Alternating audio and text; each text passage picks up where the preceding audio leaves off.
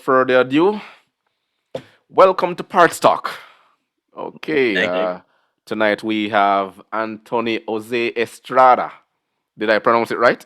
you. Got it, brother. You got it. Okay. Well, Anthony, I know that you understand the Jamaican Creole very well, so I don't have to pretend around you, right? Oh no, Um, the words come and go. The words come and go, but you got it. yeah, thank you for joining us. Well, on such short notice as well, but at the same time, we know the show must go on. I Yep. want you to tell us, introduce yourself, tell us about yourself, years of experience, how long have you been working in the auto industry? Yeah.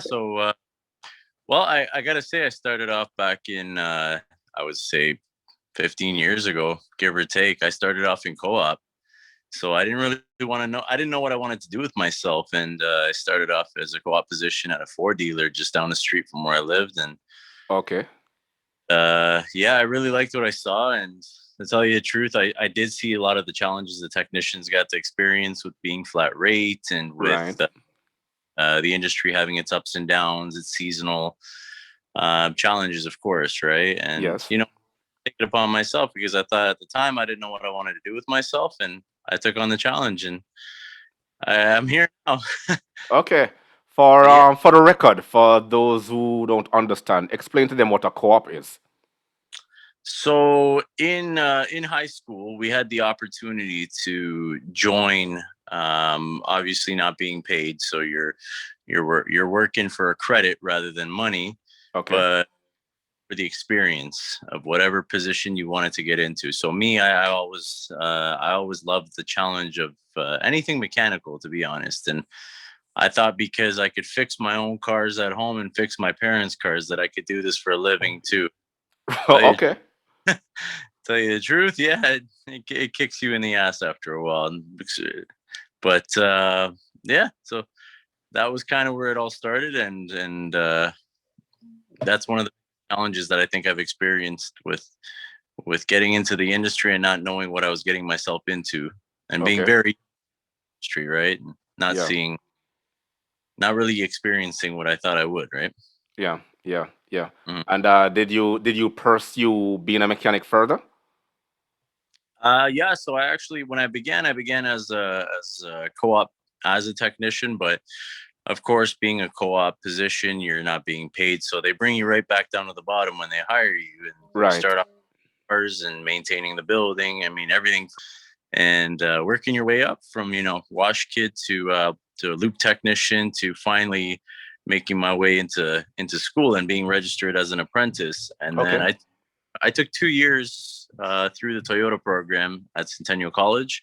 Uh-huh. I finished that, got my diploma, and then went to go right. And from everything from being on the bench as a flat rate technician to jumping out of the position actually and becoming a service advisor, because I think at one point I found out that it wasn't for me. I fit better in a role where I could talk a bit more and be a rather than in the back with the cars.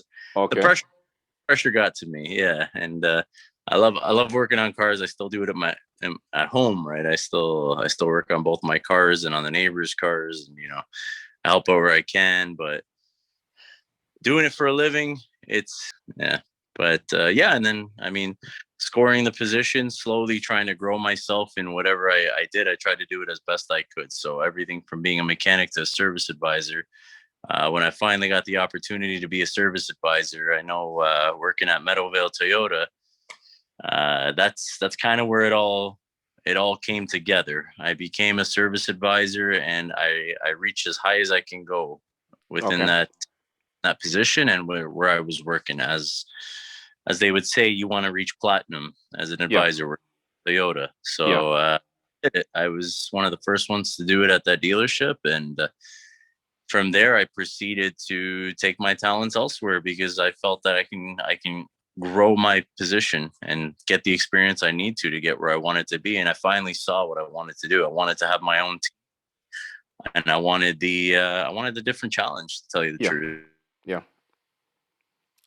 Mercedes Benz eventually, and worked there for a couple of years as an advisor. And Did my best to try to get into assistant management, and then finally, I, I kind of I kind of got a curveball thrown at me when the wife said we're gonna have kids. So Yes, yes, it we had, happens. Yeah. I had to ground myself a little bit more and watch out what I'm getting really challenged with. And we found a position out here for me, out in Kia, Grimsby Kia. So that's where I'm working right now. And I got really lucky, to tell you the truth, because when I started there as a warranty manager. I wanted that curve of the experience. Right. And now I am the fixed operations manager. Within the first, I would say, 5 months, I got the position of fixed operations manager. So Okay. I want to say it sounds a lot more glorious than it is, but Uh-huh. learning curve. It's a challenge. It's a It is. learning curve. Yeah. I hope I can. Think I'm keeping them. They're Yeah. they're uh, they're a good squad, very good team to work with. Yeah. Yeah, because you already got some of your experiences from Toyota and Mercedes, so obviously that would look tremendous on your resume going forward, right? So whatever experiences that you brought to the table, they will actually appreciate it. Little that they know, and at the same time know because you are exposed into the different areas, right? So it's tremendous work, and I really commend you for that outward move because sometimes in order to move up, you have to move out. You got it. Basically, you have to do that.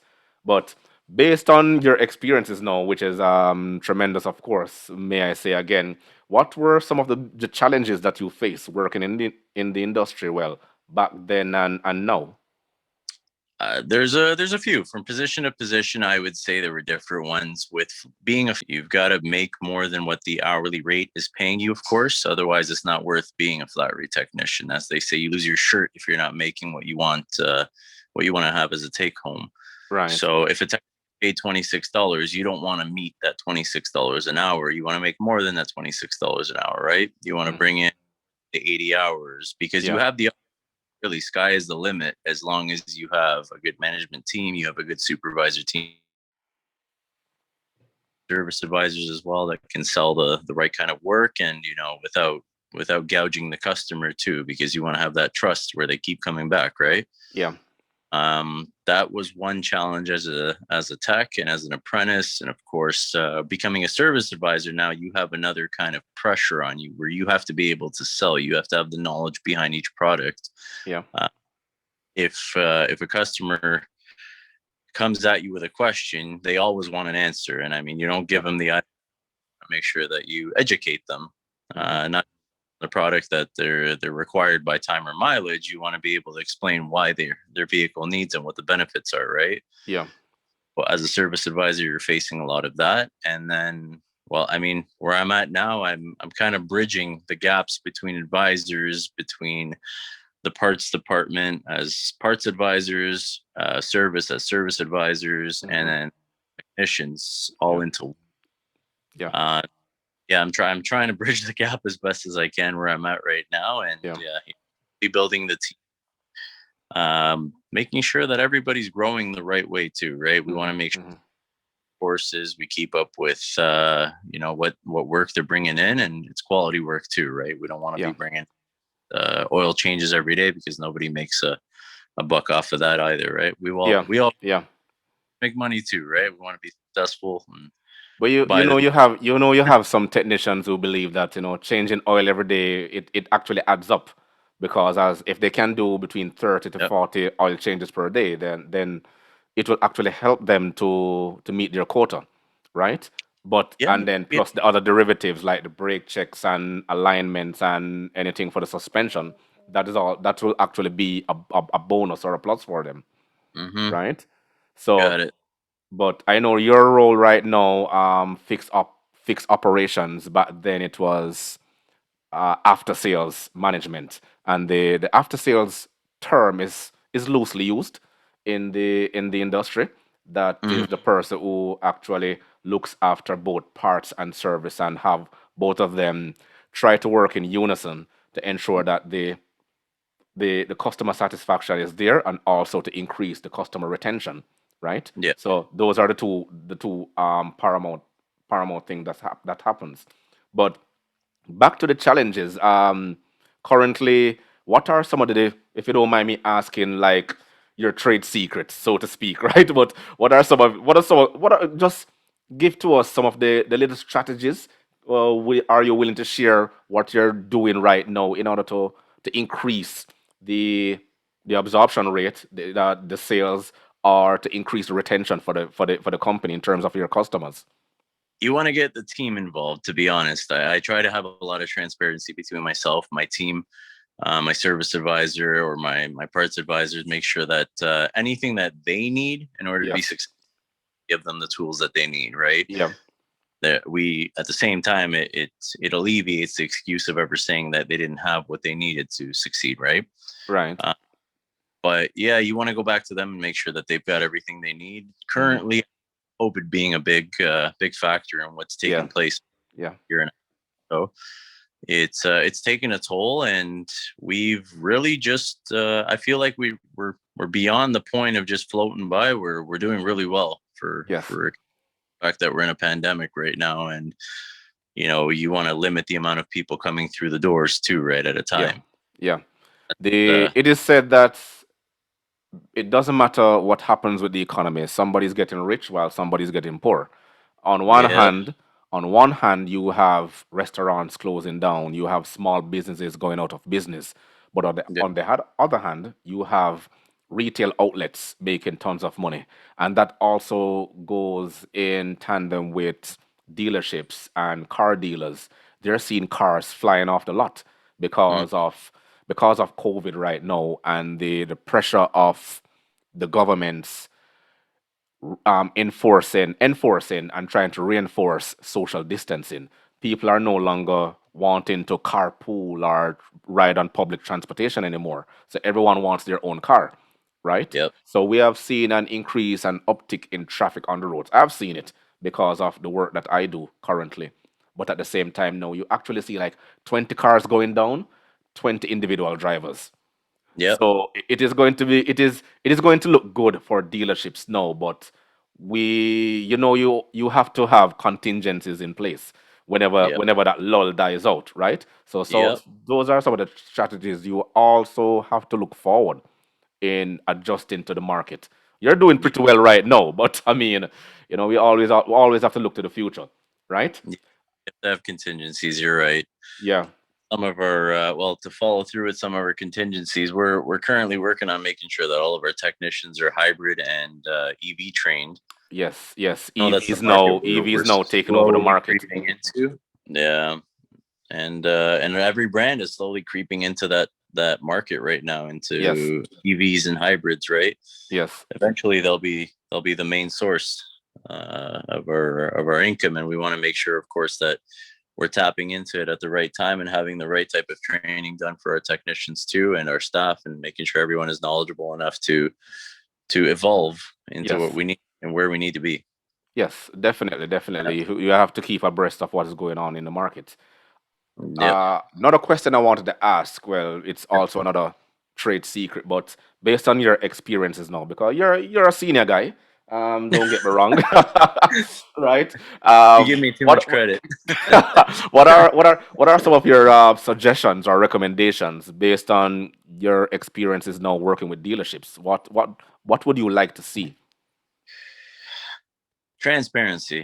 I Yeah, think what I preach is really what I want to see out of everybody, right? I want people to know going into and to know what to expect, and at the same time to understand that we try to preach at work, work hard, play harder, and we do. We work hmm, hard, and we definitely play harder. At the end of the day, we yeah, reap what we sow, right? But yeah, I think there's this bad stigma that falls with the automotive industry, having the fact that a lot of dealerships have almost like a revolving door of staff, yeah, right?